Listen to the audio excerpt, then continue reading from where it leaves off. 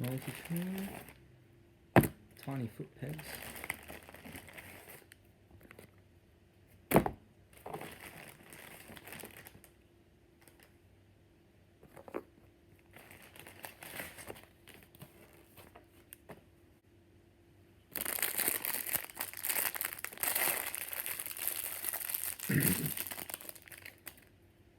Alright, it's got a few things on it.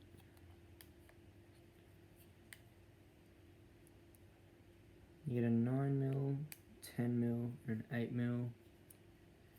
You get a little square bit to drive them, flat head, Phillips head.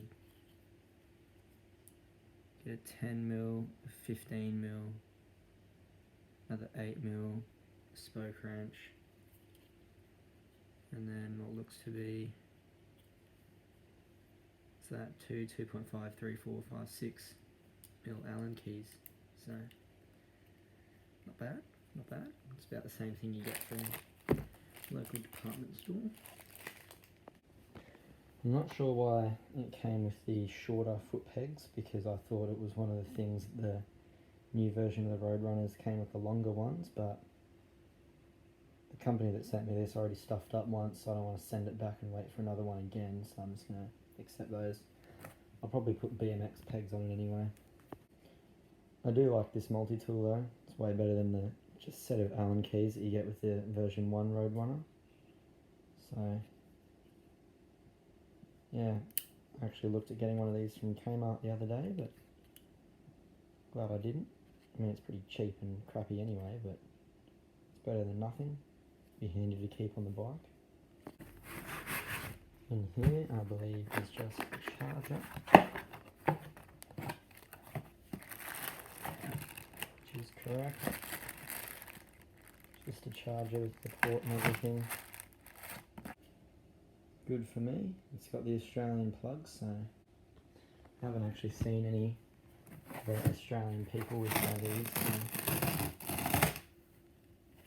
Oh wow, the seat does feel softer than the version 1. But yeah, I haven't seen many Australians with any of these, so whoop whoop. It came with an Australian plug on the charger, which is good.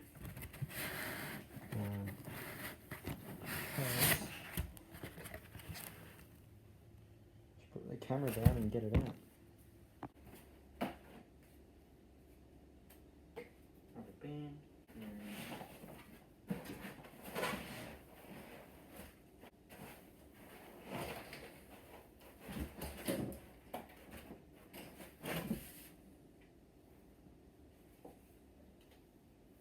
Cool, man.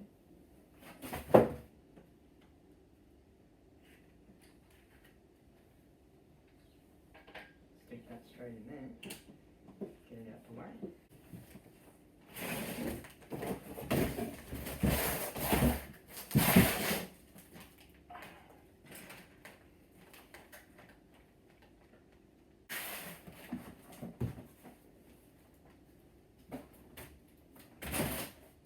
Here it is out the box. Pretty sick. Fully sick, bruh. Doesn't look too shabby. First glance, everything seems to be there, so I'll assemble it up. So here it is all set up. I've put the battery on charge, so it only comes with 1 bar. But so far so good. Put in the handlebars, adjusted them to the height I want. So like more of a cafe speeder racer kind of. The fact that I wanted them down more. And to do that, I didn't actually need to loosen that. I just loosened that one off. Actually, I think I loosened that one out because that locks it in place, and then loosened that one a bit, came down. I had to adjust the headlight. That I mess with this when I'm riding it, it just locks out the suspension, so that's really soft and that's fully hard, so chances are probably have it somewhere like there, but mess with that when I ride it. And what I'm happy to note is that for me the brakes are on the right side, so that's my rear brake and that's my front brake. I adjusted this stuff, it all works. I need to switch it to KPH when I turn it back on next, but so far so good. The only thing is, these brakes,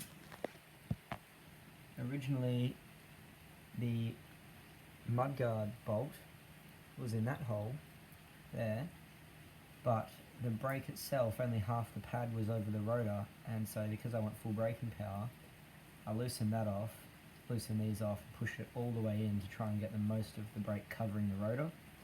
And now that I've done that, I can't put that back in that bolt with the mudguard on, so for the time being it's just going to sit in there.